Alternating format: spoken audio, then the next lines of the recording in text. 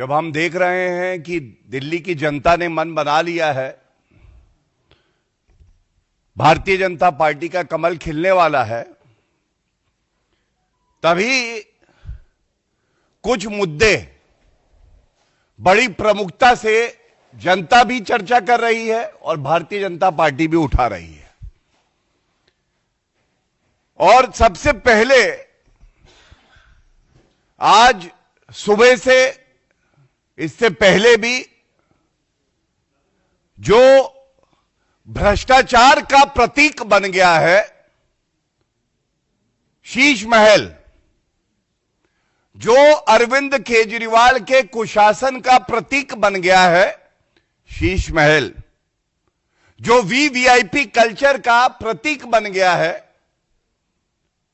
शीश महल, उस पे ये अहम प्रेस वार्ता है। और जब अरविंद केजरीवाल के कुकर्म, भ्रष्टाचार बाहर आने लगा, तो अरविंद केजरीवाल वही करने लगे जिसके लिए वो जाने जाते हैं।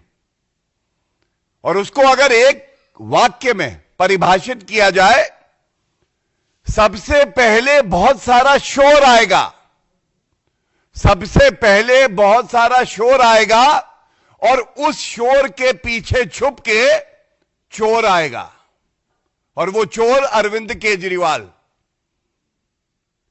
ये प्रेस वार्ता मैं इसलिए भी कर रहा हूं, हम सब जानते हैं कि शीश महल में जो घोटाला हुआ है उस पर जांच चल रही है। कुछ सुराग सूत्रों से हमारे हाथ में लगे हैं और मैं बड़ी जिम्मेदारी से एक बात कहना चाहूंगा। अभी तक ये कहा जा रहा था ये घोटाला 50 करोड़ का तो कागजों में है, लेकिन अब पता चला है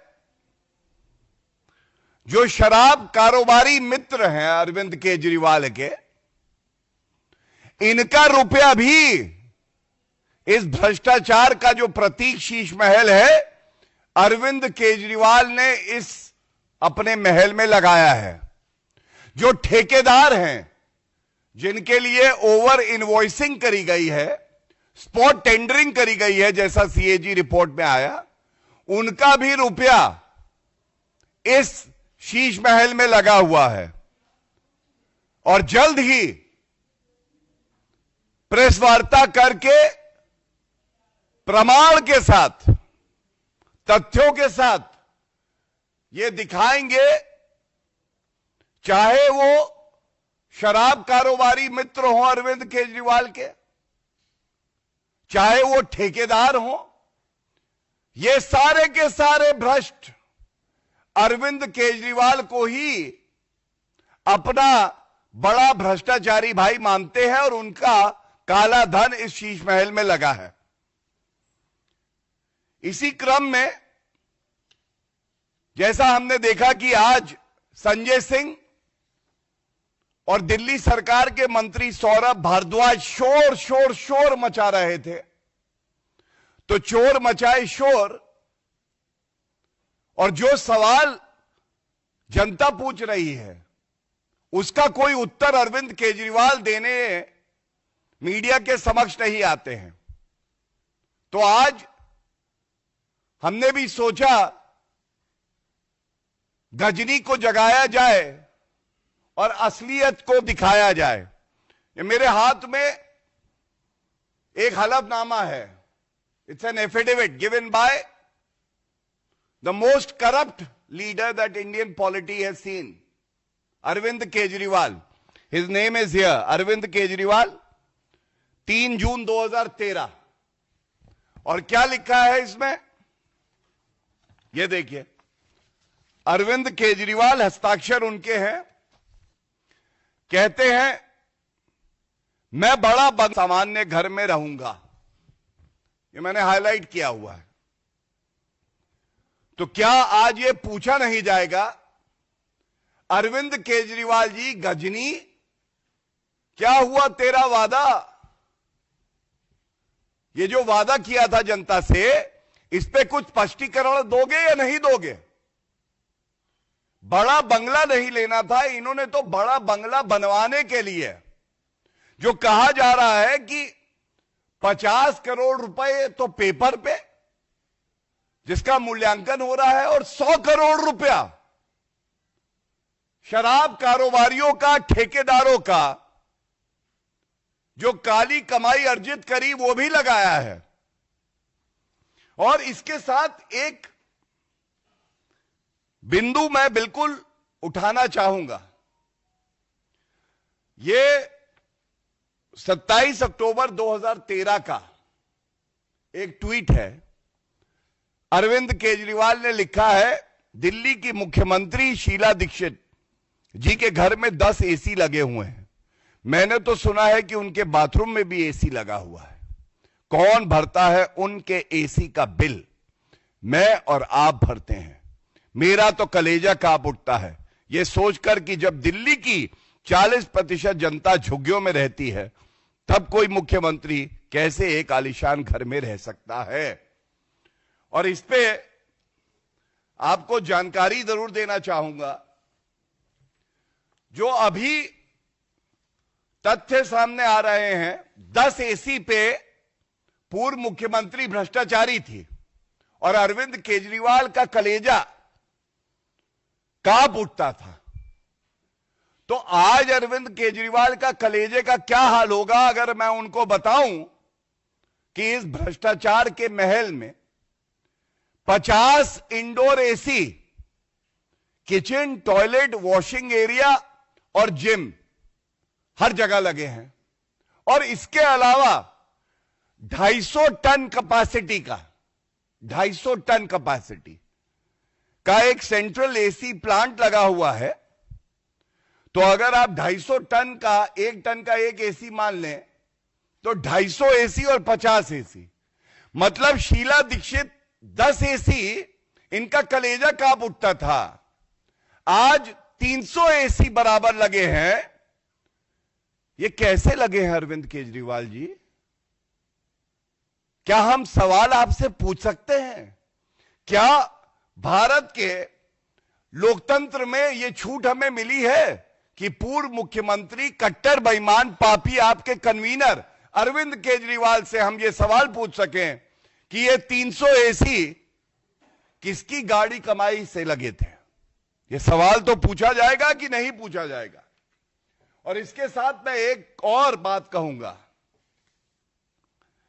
देखिए, एक तस्वीर ये भी है, ये सारा ब्यौरा देती है क्या क्या रुपया कहां कहां लगा है।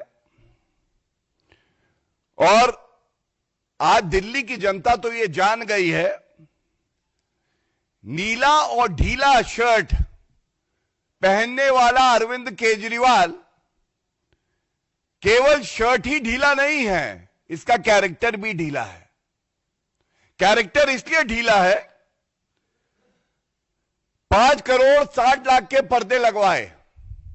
मैं पूछना चाहता हूं दिल्ली की जनता जो सवाल पूछ रही है, ऐसा कौन सा पर्दा है अरविंद केजरीवाल जी जो आपकी बेईमानी को, भ्रष्टाचार को, काली कमाई को छुपा सके? इसके बाद 85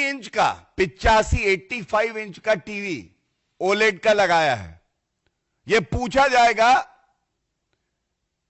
भ्रष्टाचार करके तुम्हारी छाती सिकुड़ के 25 इंच की रह गई, लेकिन टीवी 85 इंच का लगाते हो।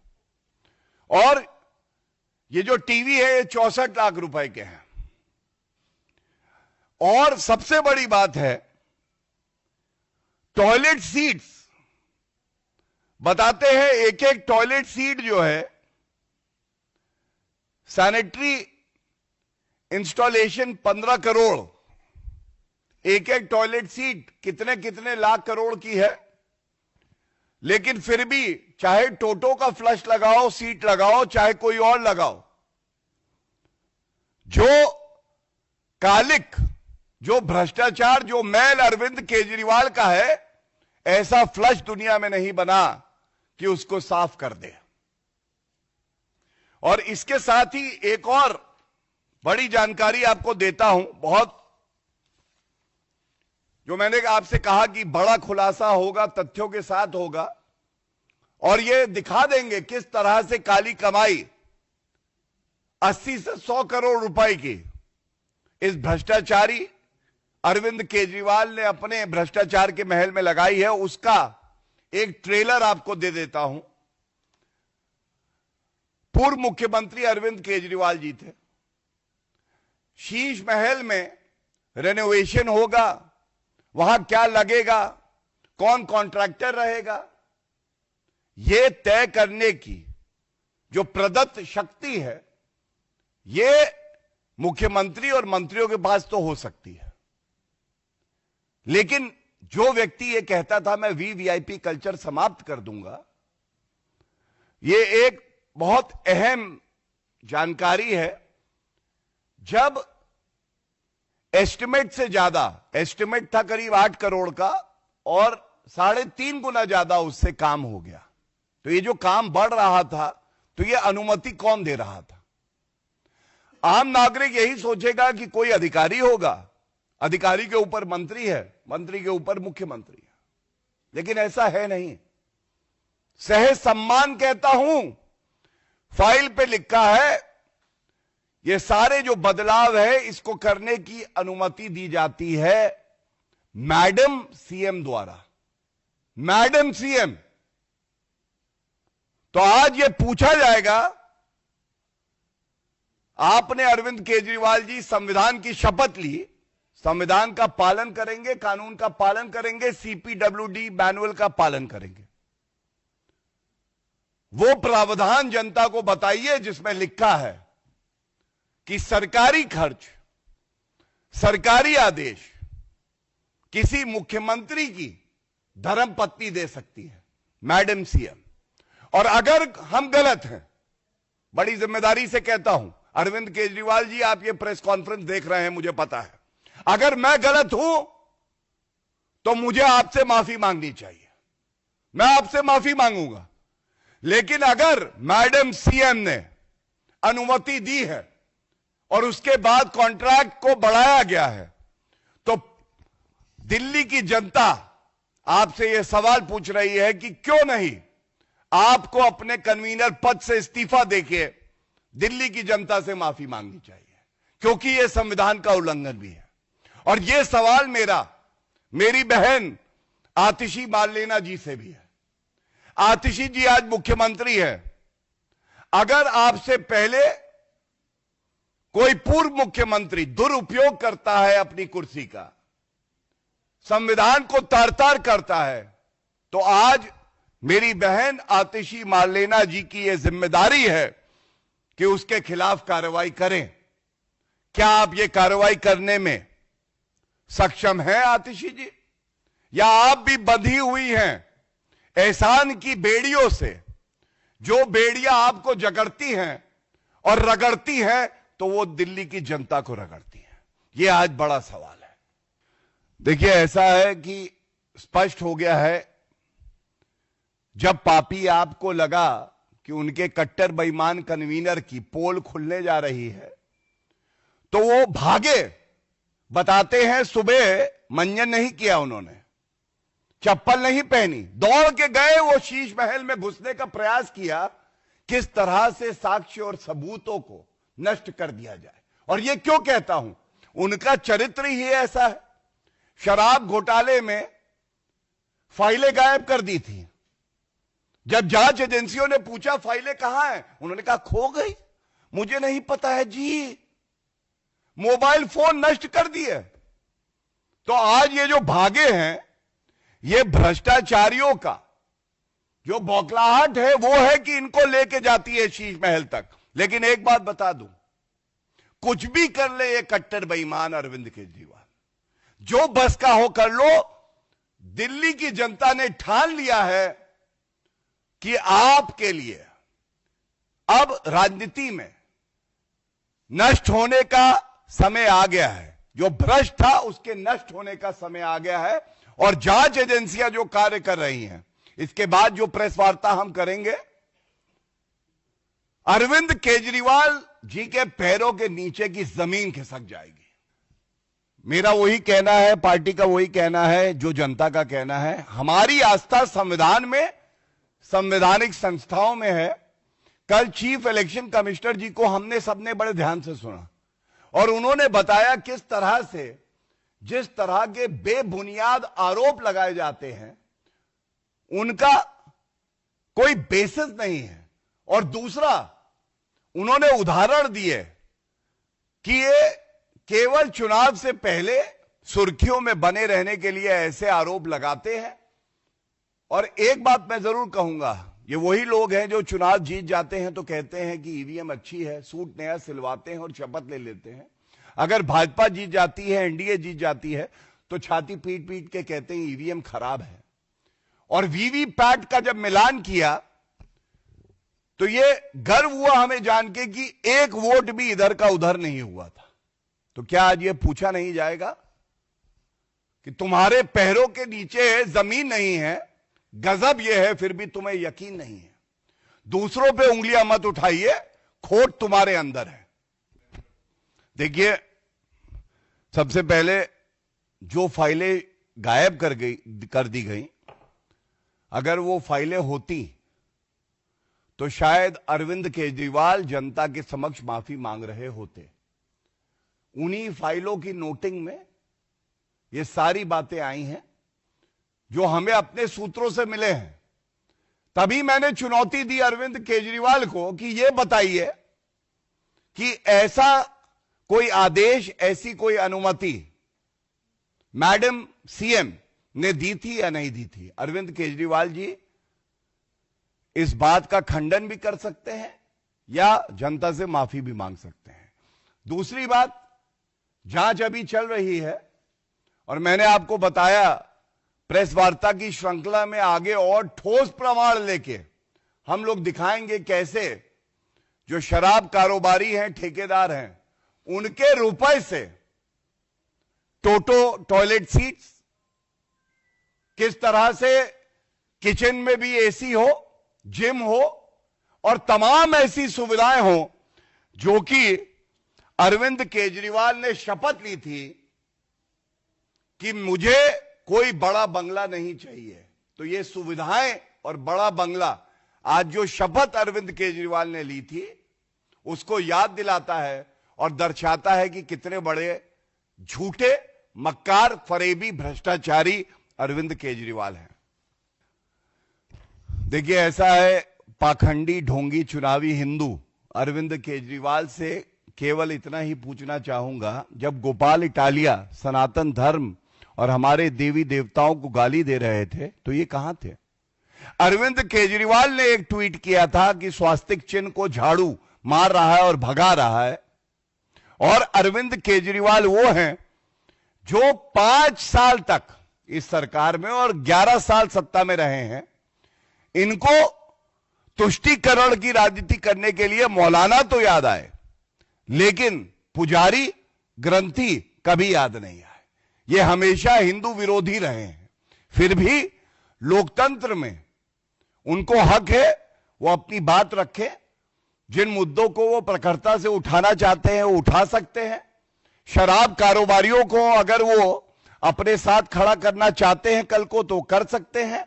हम लोग हमेशा हर धर्म का सम्मान करते हैं। पुजारियों के लिए, ग्रंथियों के लिए अगर किसी ने उनके सम्मान की लड़ाई लड़ी है तो वो भारतीय जनता पार्टी ने लड़ी है। देखिए, सबसे पहले तो मैं ये कहूंगा कि आपका मैं बहुत सम्मान करता हूं। हो सकता है जो आपको बैकफुट लग रहा हो वो फ्रंट फुट ही हो, लेकिन क्योंकि चुनाव है, जब तक चुनाव के परिणाम नहीं आ जा सकते, ये नहीं पता चलता कि कौन सही है कौन नहीं। अगर क्रिकेट की आप बात कर रहे हैं तो एक बात जरूर कहूंगा, भारतीय जनता पार्टी तो वो पार्टी है कि फ्रंट फुट पे भी छक्का मारती है और बैक फुट पे भी छक्का मारेगी। लेकिन हिट विकेट कौन हो रहा है? हिट विकेट अगर कोई हो रहा है तो अरविंद केजरीवाल कट्टर बेईमान हो रहा है।